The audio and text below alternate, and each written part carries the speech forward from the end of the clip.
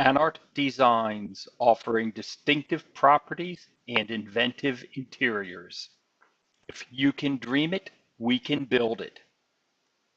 Presenting a video on creating a template with a mask. Greetings, this is Darner of Anart Designs, bringing you a little video today. What we're going to do is create a wall with a cutout in it.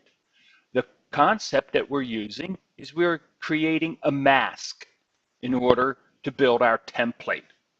The wall that we're going to make is 2,400 clicks wide by 1,200 clicks high with a door in it, centered up, 600 wide. The rectangular portion is 600 high, and the elliptical portion is 300 high. So let's get ourselves going. We're using GIMP for the main reason that it's a free program. A lot of people have it. Now, the wall is 2,400 by 1,200. So let's make that for our file size because it makes the math nice and easy. And here we go. We're open. And we have our basic file. When you come in on GIMP, you get a background layer. Let's stretch this thing up a little bit so it's easier to see. Now, first thing we want to do is create a new layer and make sure we have transparency in the layer right here because we're going to be creating a transparent area. We go OK. We grab our bucket and we're going to fill that with green. And we have our new layer right here, and we'll get rid of the background layer because we won't be using that at all. Now, the next thing to do is to mark off the doorway. We want to be precise in this, and so we're going to use guidelines because when we pull our masks with our selection tools, we can pull to the guidelines, and by using View, Snap to Guides, making sure that's checked, we will be very accurate. So let's come across. Our center is 1,200, and we're going to be 300 to one side is 1,500. And if you look at the lower left-hand corner, right here, they show the coordinates. As I pull it, that first one was right at 1,500. This one's going to hit 900 on the money. Come on back. There we go. Now, on the verticals, the top of the rectangle is 600 up from the bottom, so 600. Coming away from 1,200 takes us to 600. Right there on numbers on the left, and we're right there. Now, the top of the ellipse wants to be another 300 higher, so 300 from 600 is 300. Okay. Now, when you pull the ellipse selection tool, it needs one upper corner and one opposite lower corner. So we need to mark this as well.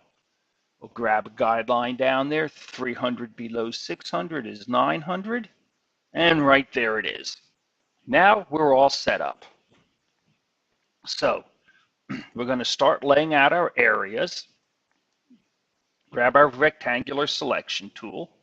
Start at the corner, and this is where the snap to guide's going to hit us right in the corner. Now, we could do the easy thing and just erase this and be done with it. But that would be too easy. Right here we have a mask that we can erase with. But what we're going to do is build something to show the concept of creating a more involved mask.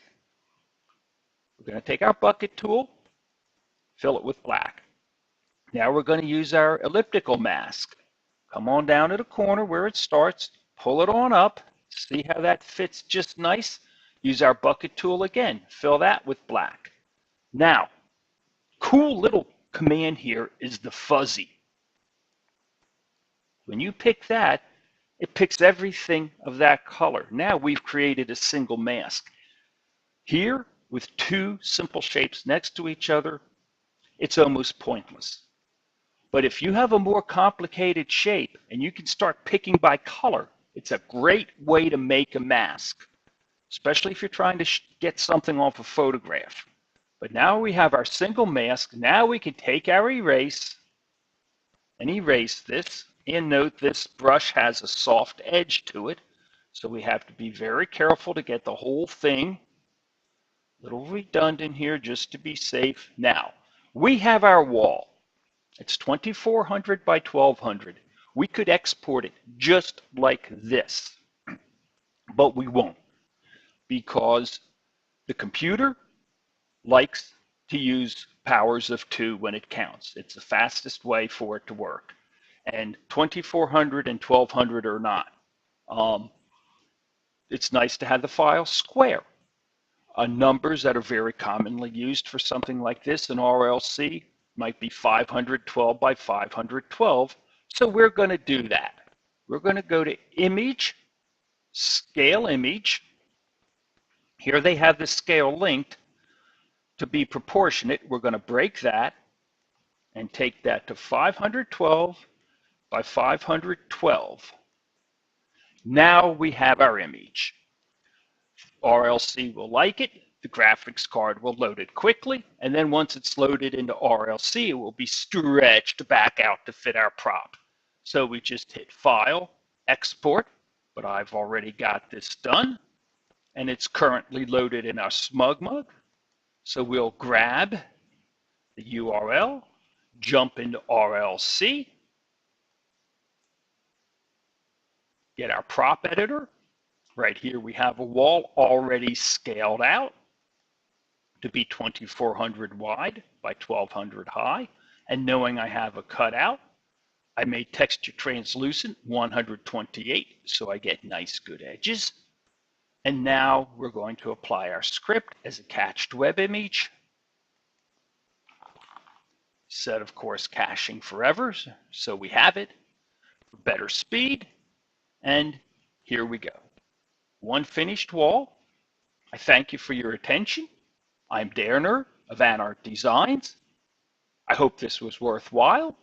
Look forward to seeing you around. Thanks a lot. Bye for now. Anart Designs, offering distinctive properties and inventive interiors. If you can dream it, we can build it.